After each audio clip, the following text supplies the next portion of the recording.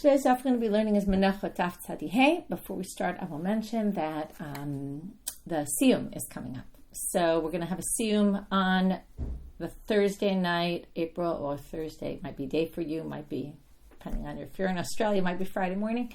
But the siyum will be happening on April 30th, Israel time, in the evening.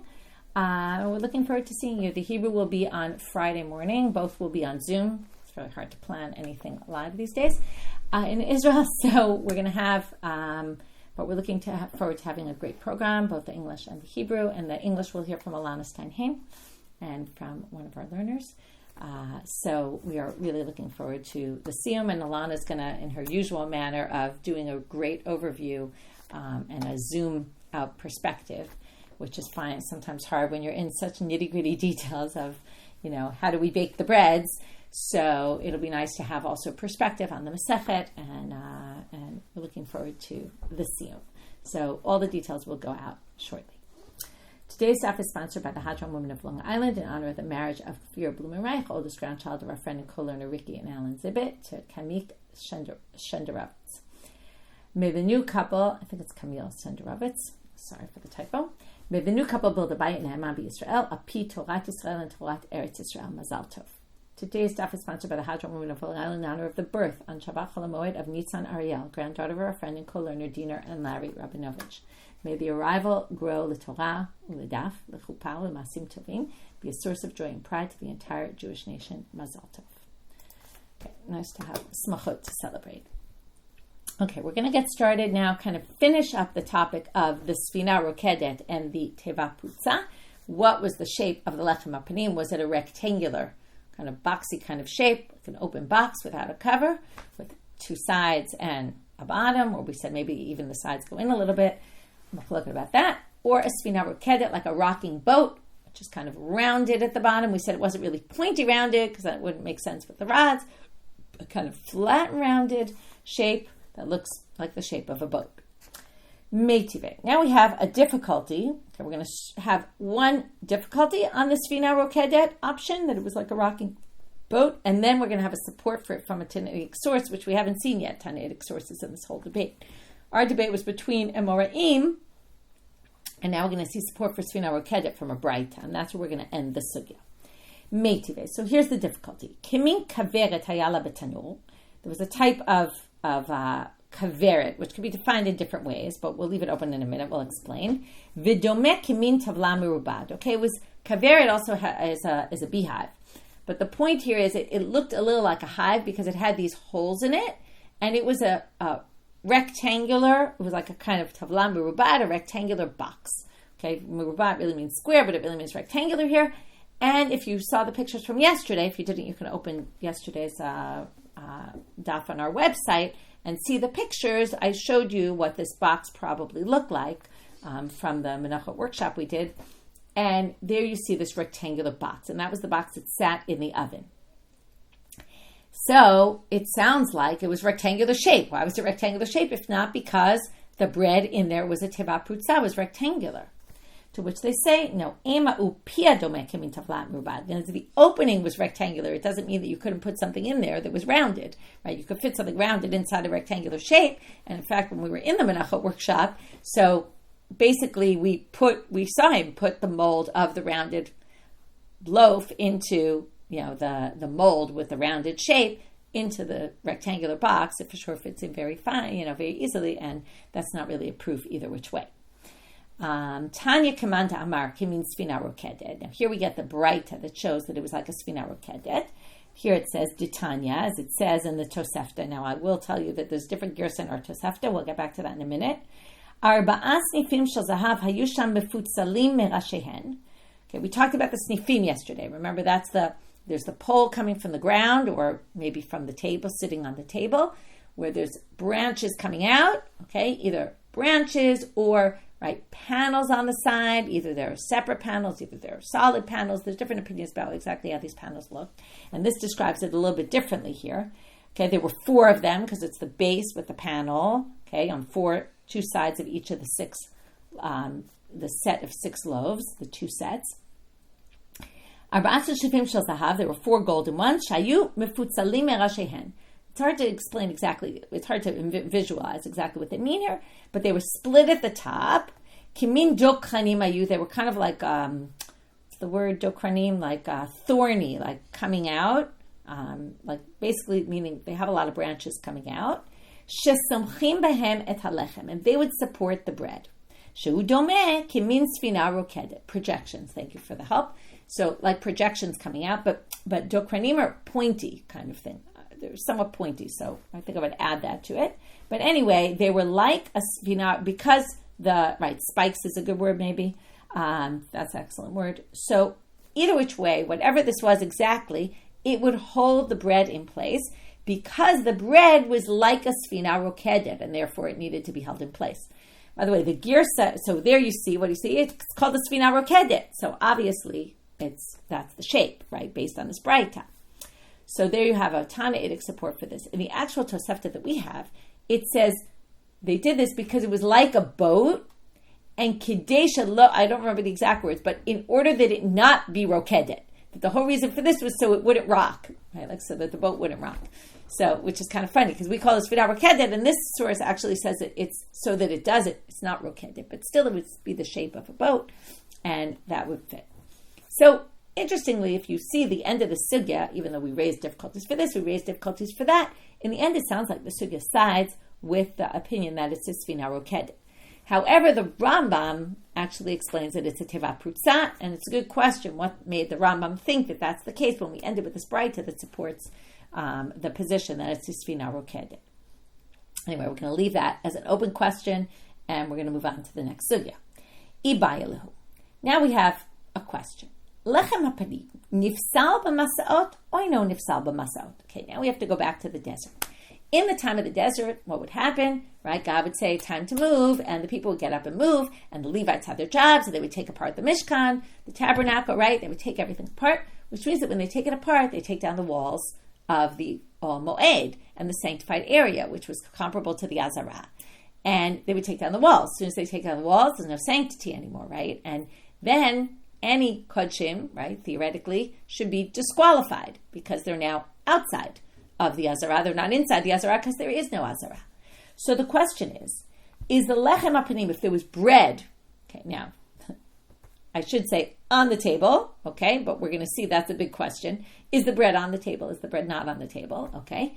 Is the bread, let's say they start traveling on Wednesday, and the lechem hapanim is there from Shabbat. So they start traveling on Wednesday, and they take down the walls of the Azarah, and the Kal'ei Mishkan, which is called, right, the Azarah is in the temple, and there it was called the Kal'ei Mishkan. They take down the curtains that were around the Mishkan. And the lechem hapanim, assuming now we're talking about, because the first way we're going to understand this is the lechem hapanim is still on the table.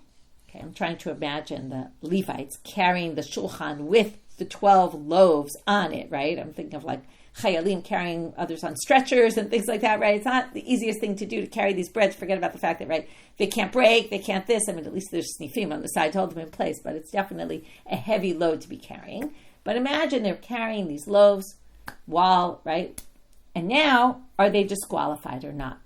Okay, because they're now outside. So theoretically, they should be disqualified, or maybe not. Machloket, again, Rabbi Yochanan comes in, but his machloket this time is wrote to Rabbi Yehoshua ben Levi, and we actually don't know who said what. Chad amar nifsal, chad amar no nifsal. One says disqualified, the other says not disqualified.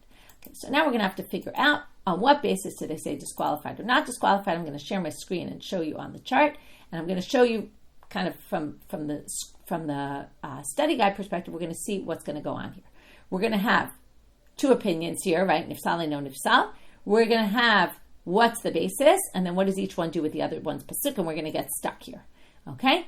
Then we're going to have a second way of describing it, which is Rav Dimi is going to say, oh, no, that's not the machloket. You didn't understand it properly. This is the machloket. Here's the basis. We're going to go back and forth with the psukim. What does each one learn it from? What does each one do with the other one's pasuk? We're going to work that out, but then we're going to end up with a difficulty from a Tannaitic source and be stuck, and we're going to move on to the third interpretation, okay? And then I won't give away anything about the punchline, about the third interpretation, but it's a bit of a different creative direction.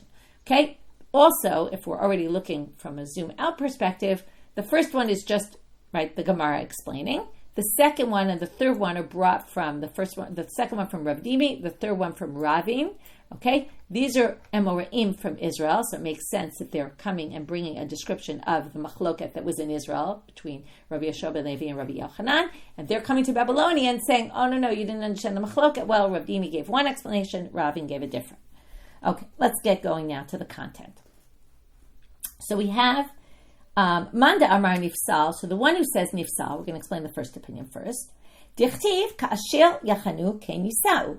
Right, the same way they camped, that was how they traveled. What does this mean? Anyone who learned Parshat Bamidbar knows, right? First they set up all the camps where everybody is stationed, and then we learned that the way they moved was exactly in that formation. They moved in the exact same formation, and that's the simple reading of those words. But they explained here, you make a comparison between chanaya and hasa'ah, between camping and traveling. Ma b'chanayato nifsal b'yotzei. Just like if when they're camped and it's taken outside the walls of the Azara, in other words, it's taken outside the walls of the Mishkan, of the Ol Moed, then it's nifsal. Af b'nesiato nifsal b'yotzei. Same thing here. This is basically taken out because there are no more walls anymore. So it's not, it's not within the walls anymore. So if it's not within the walls when you're camping, it's not within the walls when you're not camping. It's the same thing. It's disqualified. Mandamar ino nifsal dichtiv the lechem hatamid alav yihiyeh. Says the bread will always be on the table, but what they mean is, as long as the bread is on the table, it's still the bread. Okay? So it, again, assuming that the bread is still on the table, which is what we're saying, then if they're carrying the bread and the bread is on the table, then it's fine. Okay? It's still the bread, as long as it's on the table. So now we have to say, what does each one do with the other one's pasuk? The first one will be easy. Idach nami, haktiv kasher chanuken yisal. So what do they say? Li'idach gisa. What do you mean? You can flip that on its head and explain it completely the opposite. Ma b'chanayato ki lo yatzamim komo lo mipsal. When it's camping, if it doesn't leave, when you're camped, if it doesn't leave the walls of the Azara or the Mishkan, you didn't take it out, it's not disqualified. Now, you didn't take the bread out of its place, right? It's still on the Shulchan. It's still on its place. Now, when you're in the Mishkan, if the bread is on the table, the bread is on the table. It's inside. So even when there's no walls, if the bread is on the table, the bread is on the table, and it's not disqualified. So, right, it's all a matter of your perspective. You could say, well, it's outside because it's not inside. Or you could say it's inside because it's not outside, because you didn't actually remove it from its location. V'idach nami, what about the other? And here's where we're going to get stuck. Haktiv lechem hatamid alav yiyeh. And if you understand that as saying that the bread, as long as it's on the table, is always fine, how are you going to explain that? So this doesn't work. So now we're going to move to Rav Dimi. Ela ki ata Rav Dimi, when Rav Dimi came from Israel, he told us, Amar, b'misudar kulei amalo pligi. So we're now going to say, if it's still on the table, that's misudar, it's set up on the table, nobody disagrees. Okay, meaning they all agree it's not disqualified based on the lechem hatamid alav yiheh. That's not the machloket. The machloket isn't these people carrying the shulchan with the loaves on the shulchan. No. Everyone would agree that if you do that, it's totally fine. Ela ki pligi b'mesulak. But the problem is, what if you took it off the table? Manda amar nifsal dichtiv kasher yachanu ken yisau. So the one who says disqualified, again, it's going to be the same idea here. Ma b'chanayato nifsal b'yotzei, af b'nesiato nifsal b'yotzei. So you're going to say, right, just like when you're camping, if you take it off the table and take it out of its place, you're going to disqualify. Also when you're moving, same thing. Lemanda amar eino nifsal dichtiv. Now we're going to read another pasuk. I'll read the whole pasuk because we're going to have points darshan all of this. V'nasa ol moed machaneh halevim betoch hamachanot kasher yachanu ken yisau. It's our same pasuk, by the way. Okay, it also says there kasher yachanu ken yisau ish al yado lidiglehem. Okay, the simple reading of this pasuk is ol moed travels. The Machaneh Leviah is in the middle of all the other camps, right? So the Ol Moed goes, it's in the Machaneh Leviah, that's where the Levites are camped. They're in the middle of, right, if you remember the way it's structured, there's, right, on four sides, there's camps. So basically the first two are going to go first, then the Levi camp, then the other two. So they're going to go in the middle. So now they're going to say, okay, Nasa ol moed. Why does it say v'nasa ol moed? It could just say Nasa machaneh leviim b'toch hamachanot. So why does it add this ol moed? Af al pisha nasa ol moed hu. They say very simply, if it stays within the Levi camp, this is as if it's still in the ol moed and it's not nifsal. Okay, so that's why they say it's not disqualified. So again, kasher chanuk ken yisau seems to indicate, what do you mean? It's out. It's off the table. It's out of its place. There's no walls anymore. Disqualified. If you say v'nasal moed, what do you mean? It's still ol moed here. We still count it as the sanctified area, and it's not disqualified even though it went off the table. So now we have to again go back and do, what does each one do with the other one's pasuk? Idach nami aktiv kasher chanukei yisau. This will be easy. We did this already. We're going to do it now. Just kind of adapt it to this opinion. But idach gisa, just say the opposite here. Ma b'chanayato ki lo mapikle lo mifsal. Just like when it's camping, if you don't take it outside, it's not disqualified, right? In the previous, it was if you don't take it off the table.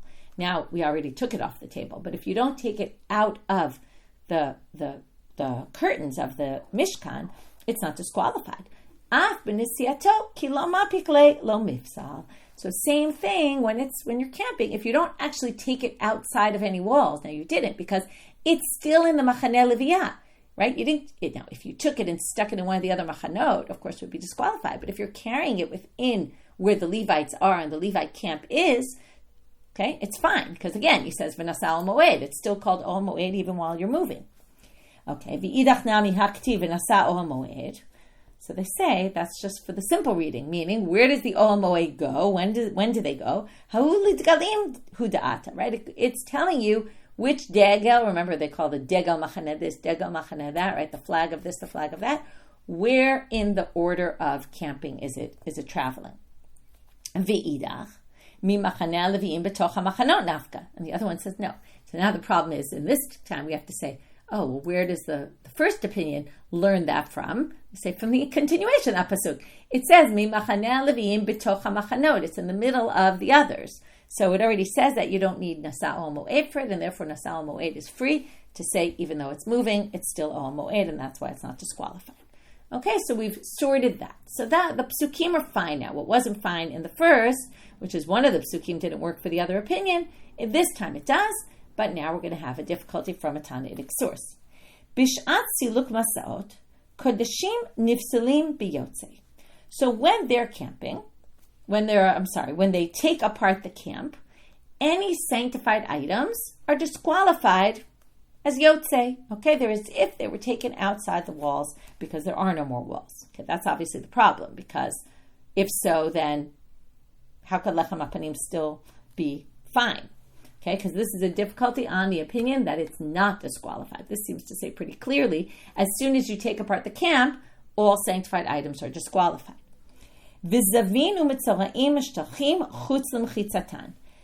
still, the lepers and the zavim, okay, which have to be outside the machaneh leviyah, the Mitzorim have to be even outside machaneh Israel, are still sent out of the camp. Okay. For one purpose of kodshim, it's as if there's no barriers anymore, but zavim and mitzorim are not allowed to be in the places they weren't allowed to be before. Okay, now, so they're basically walking, right? The mitzorim particularly end up walking outside the camp as the camp moves. My love, afilu lechem hapanim. So now, wouldn't you say that this includes lechem hapanim? That the kodeshim are nifsalim biyotze, including the lechem hapanim? And again, this opinion says it's not. So that seems to be a difficulty. Lo, bar mi lechem hapanim. What do you mean? You could say no. All sanctified items that are kodshim are disqualified, except for, this is an exception to the rule. Okay, why would it be an exception to the rule? Good question. And that's really what the Gemara is going to ask.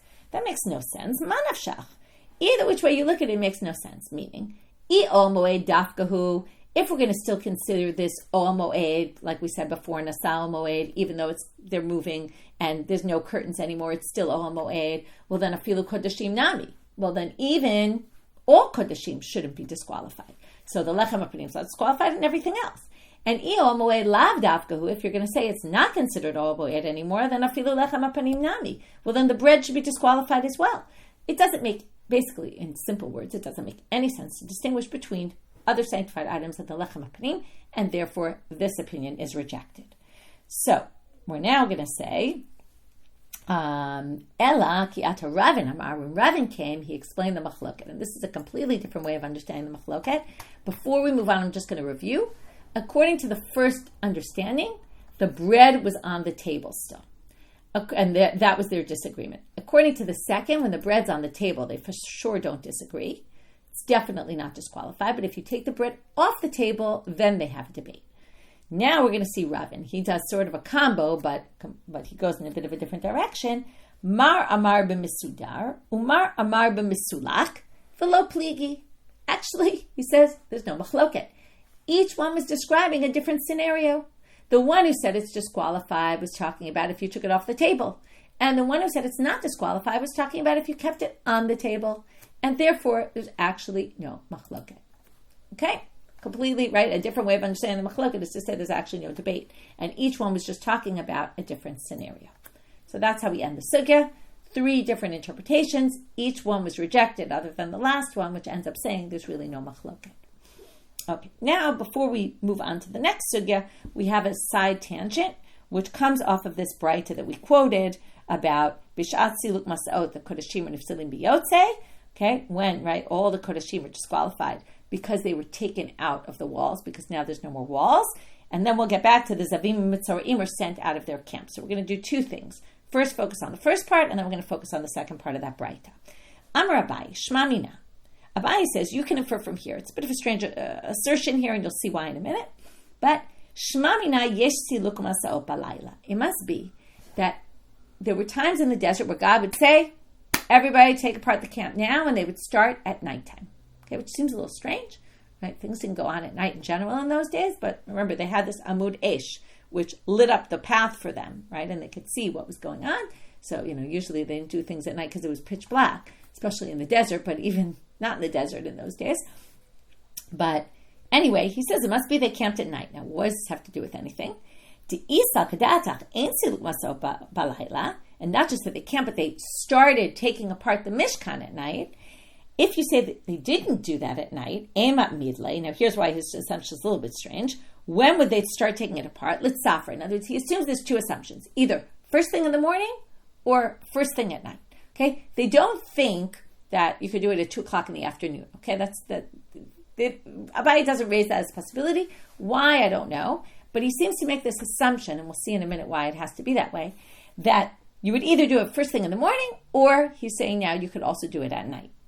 Why? Because my area, mishum yotze. What does it say here? Bishat siluk masaot. It becomes disqualified immediately because of yotze. Now, tipukle, if you did it only in the morning, there would never be a psul yotze when you took apart the camp. Why? Well, what's going on first thing in the morning? What kind of kodshim do you have? Only kodshim from yesterday. If you're about to leave camp in the morning, you're not going to start sacrificing korbanot, right? You're going to be working on getting everything ready for leaving undoing everything. So this is his interesting assumption. That's why if it was 2 o'clock in the afternoon, theoretically you could have done korbanot in the morning, and then they'd be psul yotze. But what he's saying is, if you did it in the morning only, and you couldn't do it at night, then it must be that, again, he assumes not that there's an option of doing it at 2 o'clock in the afternoon and doing sacrifices in the morning. He assumes any kodshim are from last night. Now, if they're from last night and you're doing it in the morning, they're not psul yotze, they're psul lina, because anything that was done last night that you're left with in the morning is disqualified because of lina, because you left it overnight, not because it was taken out. So therefore he assumes that there must be siluk machanot at night, and then what's it telling you? They're psul yotze, because they're not psul lina kicks in the morning. So, right, that's why it's called lina, if it slept, right? If it went all night, then it will be disqualified in the morning. So that's why the fact that it says yotze here and not lina shows that it must be they did it at night. Okay, now the Gemara says, pshita, obviously they did the siluk masaot at night, because look at the pasuk, it says, right, Hashem alech lifnehem, God was there ba'amud anan, and he was there ba'amud esh, with this pillar of fire, laha'ir lahem lalechet yomam v'layla, to go in the day and the night. You know they went at night, because otherwise why they need an amud eish at night? Tells you the amud eish is so they go at night. He says, no, I still need to tell you this, because ma'u detema, you might have thought, that's if you already started moving in the morning, then you could continue through the night. But you wouldn't start taking things apart. But if you hadn't started taking everything apart in the day, maybe you don't start taking things apart at night, dismantling the tabernacle. That's what Rabbi is telling you here. It's obvious that they also sometimes start dismantling everything also at night. Okay. Second part of this tangent that we're going off on. It said that the zavim u'mitzoraim mishlachim chutz l'mchitzatam. There's still laws of zav and mitzorah being outside the camp, even when they take apart the klaim of the mishkan, right? Because it's not the only thing, right? It's not the only place they can't go in, right? And therefore, it's or we don't know exactly why, but they're still outside the camp. So urimini, this contradicts the following source. Huglalu haparochot. Once they took down the parochot and rolled them up, hutru hazavim u'mitzoraim l'kanes l'sham. There's no more prohibition of the zav and the mitzorah to go into the sanctified area. Okay, there is no sanctified area, and that's why they can go in, right? Because the camps are apart, right? The mishkan's apart. There's no curtains. Now, normally, if a zav or leper goes into the kodeshim, right, the kodesh area, they're going to get karet. This says they're not going to get karet because you took apart the curtains. There's no more sanctified area. Now, that seems to contradict. It says they're sent out of the camp. So Amar Rav Ashi lo kasha Rabbi Eliezer harabanan. Rav Ashi has a very simple answer. He says this is two different opinions. The bright that's lenient, it says they can go, that we just read. If they're not obligated, if they go into this right where the Levites and the Mishkan stuff is Rabbi Eliezer's opinion. And what we saw before, we have to be strict about this, is the rabbi's opinion. And what we're going to bring now is just Rabbi Eliezer's opinion. Obviously the rabbis disagree with this. Ditanya. As it says in a Braita, top of Amud Bet now, Rabbi Eliezer Omer, Yachol dachaku. Okay, we're on a different topic now, but has to do with Zav and Mitzorah. But we're talking about a situation where Tum'ah hutra b'tzibor, where impurity is permitted in the temple. What happens? Okay, they're going to describe a situation where the Korban Pesach is supposed to be brought. The majority of the people are impure. They're allowed to do the sacrifice. They're allowed to be in the temple. Okay, all laws of Tumah are suspended. But what laws of Tumah? When is Tumah hutra b'tzibor? Not Zav and Mitzorah. Okay, the Tumah that's hutra b'tzibor is tamei met. Those who are impure to the dead. If the majority of the people have impurity of the dead, then we're allowed to do the sacrifice because it's a public sacrifice, and for public sacrifices, Tumah is overridden if the majority of the people are tamei.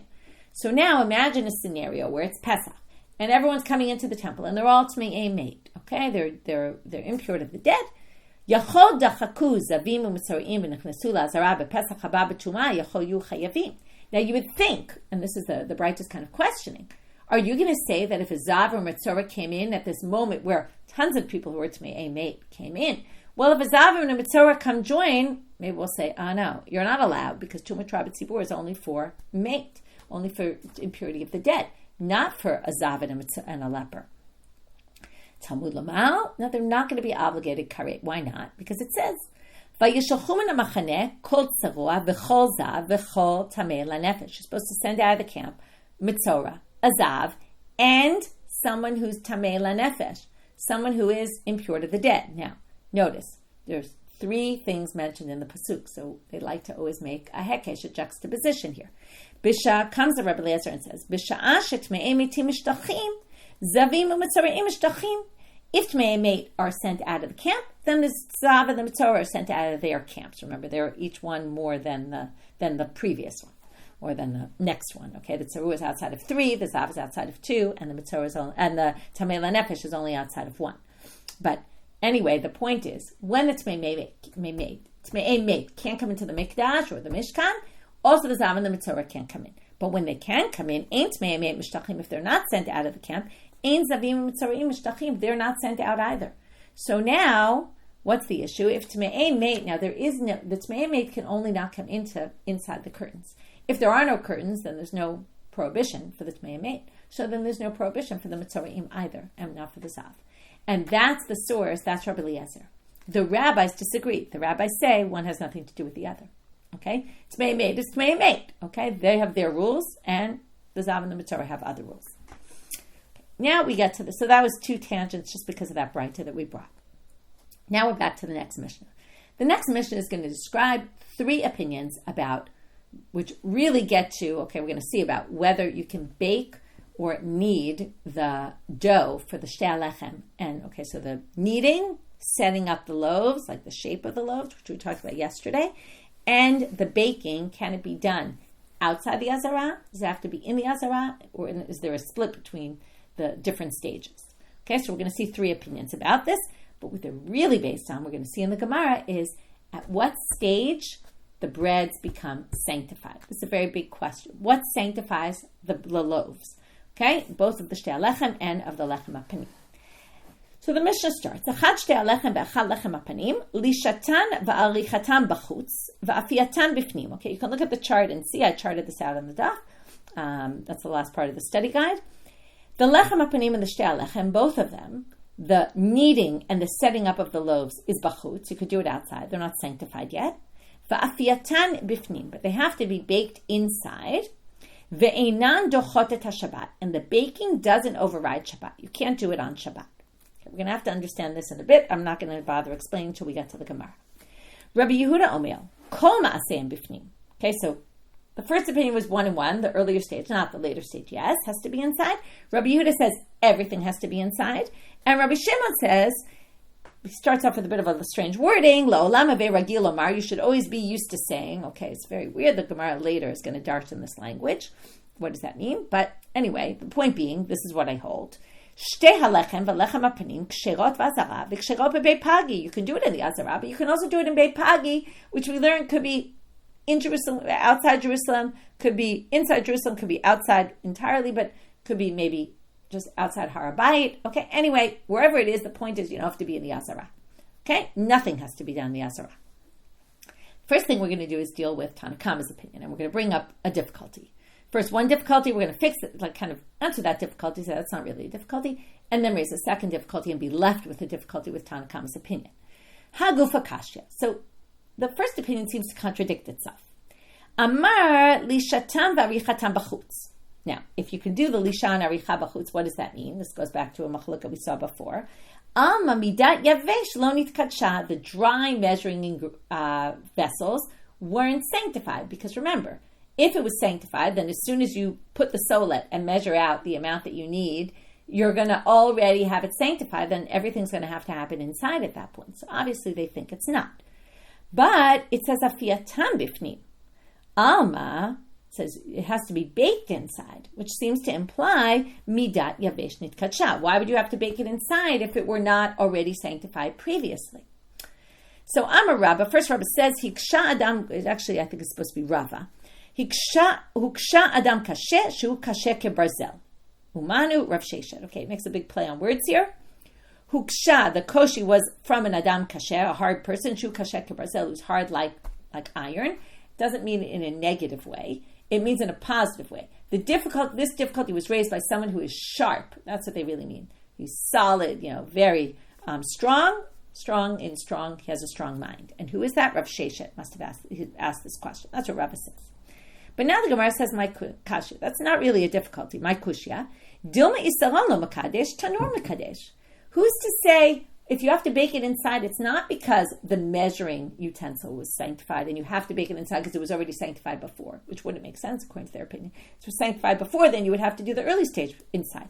What must be sanctifying it? The oven itself. And that makes perfect sense now. So now we understand the Tannaitic's opinion. The kneading can happen outside because it's not yet sanctified. It's not sanctified by when you put it in the vessel. There's going to be 3 stages of sanctification. The first is when it goes in the vessel. That's not what they're saying. But it's sanctified when it goes in the oven. We learned that an oven could be a klei sharet. So when it goes in the oven, it has to go in an oven inside because the oven has to do, not because it's sanctified before that, but because the oven is what sanctifies it. If it's not inside, it's not going to sanctify it. Okay. But here we're going to raise difficulty, and they're going to be left with a difficulty on Tannaitic, although Rav Asher will try to answer it, but we're going to reject his answer. Ela'i kasha akash. If you want to ask a question, this is the question. And I think what they're kind of saying is, the difficulty that Rav Sheshet raised is really this, not that. Afiyatan bifnim, alma tanur makadesh. Now, if you're going to bake it inside, it seems obvious that the oven is what sanctifies it. Ve'ein dochotet haShabbat, but wait, then it says, but you can't bake it on Shabbat. Now you have a problem. Let's say it means you bake it on Friday. If you bake it on Friday and the oven sanctifies it, what happens? It's now sanctified. If it's sanctified right now, what's the problem? It has to go that day on the Shulchan. If you don't put on the Shulchan that day, and what day did they put on the Shulchan? On Shabbat.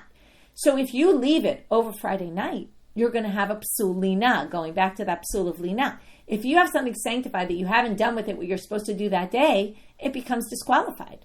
So you can't say it doesn't override Shabbat, because if you do it on Friday, then because it won't override Shabbat, you're going to have to bake it on Friday. Ipasla bilina. Okay, it's going to be disqualified at night. So that doesn't make any sense. So Amarava, they get rid of the words Ella. It doesn't really make sense, because Amarava hukshadam kasheshu kashek brazelu manu Rav Sheshet. That's why it sounds like this is just a different version of that same question, because he says the same thing. The person who asked this question was very sharp, and that was Rav Sheshet. But Amarav Ashi my kusha. Rav says that's not really a difficulty. Why? Dilma my bifnim mi bifnim. Maybe mi bifnim doesn't mean what you think. Maybe mi bifnim is not inside. Maybe it's all done outside, and that would explain why it doesn't override Shabbat. Because let's just play it out that way. If it's not sanctified in the vessel and it's not sanctified in the oven, then it's fine. You can bake it before and bring it in the next day, because what's going to sanctify it? The next stage is putting it on the table. That's what's going to sanctify it. Okay? And then mi bifnim doesn't really mean mi bifnim. It means the afiyah is outside. So what does it say mi bifnim? Bimkom zrizin. It's in a place where there's kohanim who are careful. What do you have to be careful about? Lechem hapanim was chametz. It was not chametz. It couldn't become chametz. It was like matzah. So you have to have zrizin supervising the process of the baking in order to make sure that it doesn't become chametz. Now, they say this is clearly a ridiculous answer. Okay, Hadrav Ashi berutahi. Okay, beruta, it's either beruta or beduta. Every time we see this term, it means either bar, like outside, meaning don't teach this inside. This is wrong. Or it could be beduta, like a joke, okay, like a bedicha in Hebrew. It's a joke. Okay, why? Because manavshach. Because remember, what did Tannaitic say? The baking has to happen mi bifnim, which now we said is zrizin, but the earlier stage of kneading it and setting up the loaves doesn't. Now you can see the problem. Manavshach, either way you look at it. Right? If the baking needs zrizin to make sure it doesn't become chametz, then obviously the earlier stage of the kneading, right, when you have matzah, they're washing it from the very start that you put the water in, it has to be washed. And if you're going to say, well, no, those don't need mi bifnim, they don't need people watching it, well then, then the breaking doesn't need it either. That makes no sense. Ela de Ravashi berutahi, so it's difficult, and therefore they basically say this opinion is difficult to understand. Okay, it doesn't really make sense, but in the end, the way they understand it is, according to Tanakama, right, the Inan Dochot Shabbat just leaves them in a quandary. They don't really understand. But according to Tanakama, the oven is what sanctifies it. Now we move on to Rabbi Yehuda and Rabbi Shimon. So Rabbi Yehuda and Rabbi Shimon, let's just go back. Rabbi Yehuda said everything inside. Rabbi Shimon said everything outside. Now we're going to try to figure out what's the basis of their machloket. Amar Rabbi Aval Bar Kahana. Ushne Mikra Chad Darshu. They both learned it from the same pasuk. Now we're going to go to a pasuk about David HaMelech in Sefer Shmuel, where David HaMelech, if you remember, he's running away from Shaul. Shaul is trying to kill him. He gets to Nov, the city of the Kohanim, and he goes to the Kohen. He says, "Give me bread to eat." Remember, that's the whole thing that causes the problem with Doeg Adomi. But anyway, without getting into Doeg Adomi and the whole issue where they then kill, Shaul gets angry, kills the whole city. Anyway, right, where Doeg tells on him. Anyway, the point is the Kohen gives him food. Okay, but when he gets to the Kohen at first doesn't want to give him food. Okay, and he says to him, "Look, all I have is sanctified bread." Okay? To which David responds with a kind of critique on him and says, "V'hu derech chol, af ki hayom yikdash bekeli." Something very unclear. This is done in a non-sanctified way, right? Seems to be trying to justify why I can eat it. Okay? Even though today it will be sanctified in a vessel. Okay, very unclear what this means. So what the Gemara is going to do right now is suggest, or what Rabbi Avau does, suggest that how to understand this pasuk can be understood in two different ways, and one is Rabbi Yehuda, one is Rabbi Shimon.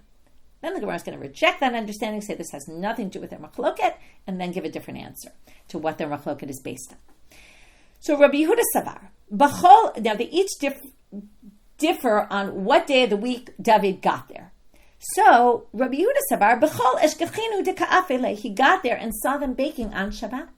And he said, on Chol, it was a weekday, and he saw them baking on a weekday. Amar lehu, derech chol ka'afitule. You're baking these on a Yom Chol. You're not allowed to do that.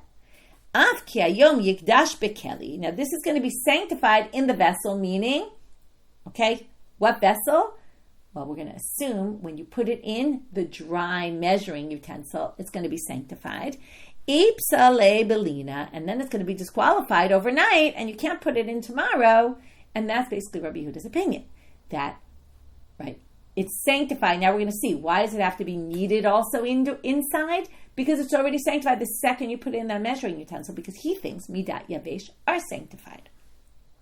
Rabbi Shimon Saval, b'Shabbat eshkachinu deka'afelehu. No, ka'afele. He was baking it on Shabbat. Okay, how does he explain the pasuk? Amar lehu, lo derech chol be'itu leme'abdei. Midi tanor makadesh, Shulchan hu de makadesh. He says, don't treat this like it's a divrei chol, meaning that you're allowed to do this on Shabbat. You're not allowed to bake it on Shabbat. Why not? Because you can do it before Shabbat. Because it's not it's not sanctified before. Okay, it's not sanctified in the dry thing. It's not sanctified in the oven. And therefore, there's no psulina. So do it before, prepare the breads. What sanctifies it? Shulchan hu de mekadesh. Okay, it's the table. So he was saying to them, why are you baking this today? It was Shabbat. You're not allowed to bake it today. Okay, so Rabbi Yehuda said it was chol. Why are you baking it? You're not allowed to. It's going to be disqualified in lina because it's already sanctified from the beginning. And Rabbi Shimon says you're not allowed to do this on Shabbat because it's not sanctified at all until you put it on the Shulchan. That's the only thing you're allowed to do on Shabbat. So that's the difference of opinion between them according to Rabbi Ava. The Gemara says, okay, so now, before we move on, let's just, because we're going to reject this understanding, but in the end, that's the three opinions. Three opinions. Rabbi Yehuda says it's sanctified at the early stage, when it goes in that dry measuring utensil. Because dry measuring utensil is sanctified. According to Tannaitic, it's sanctified at the baking stage. And according to Rabbi Shimon, it's sanctified when it goes on the table. And that's why everything else can be done outside, just needs to be brought on the table. And therefore also he thinks everything can be done before Shabbat. It's not going to override Shabbat. Now, the Gemara rejects this. Why? Because they say, how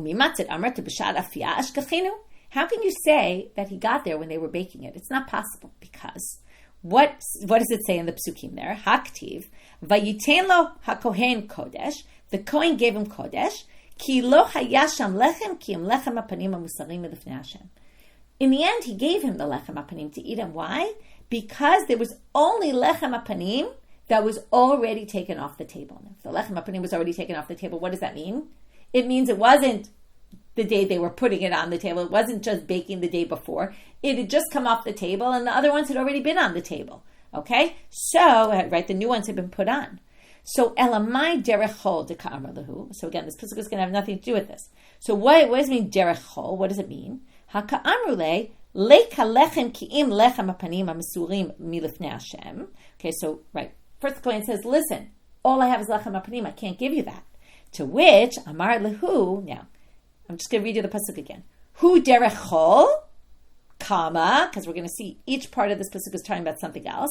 Af ki hayom yikdash bekeli, right? One is talking about non-sanctified and one is talking about sanctification.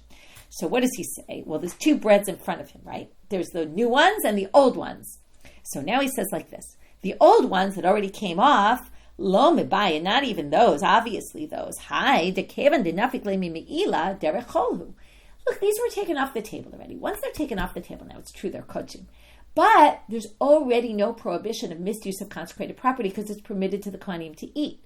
Once there's no me'ila, he says, look, they're already kind of like chol. Okay? You can't treat them so seriously and tell me I can't eat them because they're already removed from me'ila. That already drops them down to a level I can eat them. Ela afilu he'ach nami demei hayom yikdash bekeli, even the ones that today were already sanctified. Havu, meaning the ones just put on the table, havu le'delechol mesukanhu. Let me eat those because, why? Pikuach nefesh doche Shabbat. I'm about to die. I haven't eaten in days. I can even eat those because, you're right, there's me'ila on them, but I'm going to die. Anything is permitted if I'm going to die. So basically, give me everything. And that's how we understand the pasuk. But it has nothing to do with when did it become sanctified or anything else, and nothing to do with our machloket. I'm going to go just a little farther to finish this. Rabbi Yehuda, Rabbi Shimon, big Gemara plige. So in the end, they're going to say it was based on a tradition. And they're going to further support this, and this goes back to where we started in the Mishna. Daikanami dekatani, Rabbi, we can infer from the wording of the Mishna. Rabbi Shimon omer la'olam heve ragil omar. Now they're going to darshan those words. What does it mean la'olam heve ragil omar? Why don't you just say, Rabbi Shimon says this? Why do you say one should always be used to saying this? Right? Those words mean, I have a tradition. That's what it means. You should always say this because this is what I learned when I was growing up, and this is the tradition that I received. So in the end, it's just based on tradition, not really on any psukim or any kind of other source that we could find. It's just that each one had a different tradition about. Now, what we didn't talk about is what is Mekadesh according to Rabbi Shimon, the Shulchan is Mekadesh. Okay, so again, it's the vessel where you put the measuring, you measure the solet, or that's Rabbi Yehuda, Tanakama, the oven, and Rabbi Shimon, the table. What about the shtei lechem? So the shtei lechem, according to Rabbi Shimon, will become sanctified when you slaughter the sheep. Remember, the slaughtering of the sheep sanctifies the bread. So that's what he would say, okay? Whereas the other two stages are the same, the shtei lechem, but you have to say something else in terms of what is Rabbi Shimon. There is no Shulchan, so that's the stage there. Okay, so we mainly did three things. We finished up the Sfina Rokedet and brought a difficulty, resolved it, and a Tannaitic support for it. Then we got to this question: lechem hapanim, is it disqualified when moving, when they took down the curtains of the Mishkan, or was it not disqualified? And then in the end, right, was it on the table? Was it off the table? In the end, they said actually there's really no machloket. One was talking about on the table, one was talking about off the table, and there's no debate. Then we had a bit of a tangent with the source that was brought to raise difficulty with the second option of, there were three explanations there, and we got off on a tangent about that. And then we went to this machloket, the three machloket that we discussed a lot. I don't really need to repeat it, but the three machloket about when the breads are sanctified. And then we had difficulty with Tanakama's position. We tried to bring a scriptural source for Rabbi Shimon and Rabbi Yehuda. In the end, we just say it was based on a machloket and tradition, and the difficulty of Tanakama we really didn't resolve. And with that, we finished for today. Wishing everyone a good day. Maybe a safe day for everyone.